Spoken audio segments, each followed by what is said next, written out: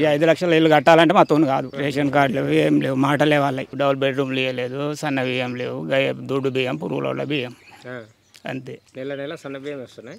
నెలకు సన్న బియ్యం వస్తున్నాయి. 3 నెలలకు ఒకటేసారి 3 నెలల బియ్యం పోతురు ఓకే ఓకే కాంగ్రెస్ ప్రభుత్వంలో. ఒకటేసారి 3 నెలల బియ్యం పోతురు. ఓకే మంచిగా ఉన్నాయి బియ్యం. మరి బియ్యం బాగానే ఉన్నాయి, తినొచ్చా? తినచ్చు. ఎట్లా ఉంది మళ్ళీ ఇక్కడ శ్రీధర్ బాబు గారు ఇక్కడ మినిస్టర్ ఎమ్మెల్యే బాగుంది. ఊర్లో దాదాపు 80-90 ఇండ్లు వచ్చినాయట కదా, వాస్తవేనా? వచ్చినాయి, వాస్తవం.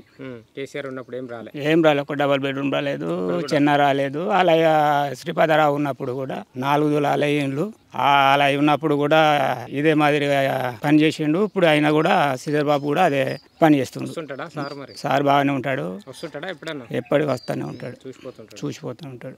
ఎట్లా అనిపిస్తుంది మళ్ళీ జీవితంలో ఇల్లు కట్టుకోవడం అనేది పేదోడి ఒక కళ జీవితంలో. మరి ఇప్పుడు గవర్నమెంట్ ఇంత సాయం చేస్తుంది, ఇల్లు కట్టుకుంటుండే ఎట్లా? మా జీవితంలో అయితే మేము కట్టుకోవాలంటే బాగా ఇబ్బందే ఉండు. సారా ఆధ్వర్యంలో ఇచ్చినందుకు అయితే ఎంతో సంతోషపడతాం. ఈ 5 లక్షల ఇల్లు కట్టాలంటే మాతోని కాదు. సారు ఈ మంత్రి అయినందువలన అలా డాడీ ఉన్నప్పుడైనా 4 తులాలు ఇల్లు ఇచ్చిండు, గుణపెంకులు అవి ఇవి ఇచ్చిండు. సార్ కూడా డబుల్ బెడ్రూమ్లో 5 లక్షలు ఇచ్చిండనంటే ఎంతో మేము సంతోషపడతాను. రేషన్ కార్డు కూడా వచ్చినాయి. రేషన్ కార్డులు ఏం లేవు, మాటలే వాళ్ళకి అంతే.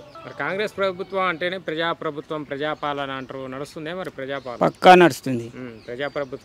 ప్రజాప్రభుత్వమే నడుస్తుంది. మరి 10-15 ఏళ్ళు కాంగ్రెస్ అధికారంలో ఉంటుందా? పక్కా ఉంటుంది. ఇట్లా చేసినాకుండా పోవడం పక్కా ఉంటుంది. 2 సంవత్సరాలు అవుతుందా? ఇంకా మిగతా కూడా ఇస్తారేమో మరి? 2 సంవత్సరాలు అవుతుంది. ఇప్పుడు లోకల్ ఎలక్షన్లు కూడా వస్తాయి కదా, మళ్ళీ ఎట్లా ఉంటుంది? మళ్ళీ లోకల్ ఎలక్షన్లో కాంగ్రెసే వస్తుంది. బీజేపీ వాళ్ళు బీఆర్ఎస్ అంతా పోతుంది. బీఆర్ఎస్ పోతుంది, బీజేపీ పోతుంది, అంతా పోతుంది. కాంగ్రెస్ అంతా కాంగ్రెస్ అవా.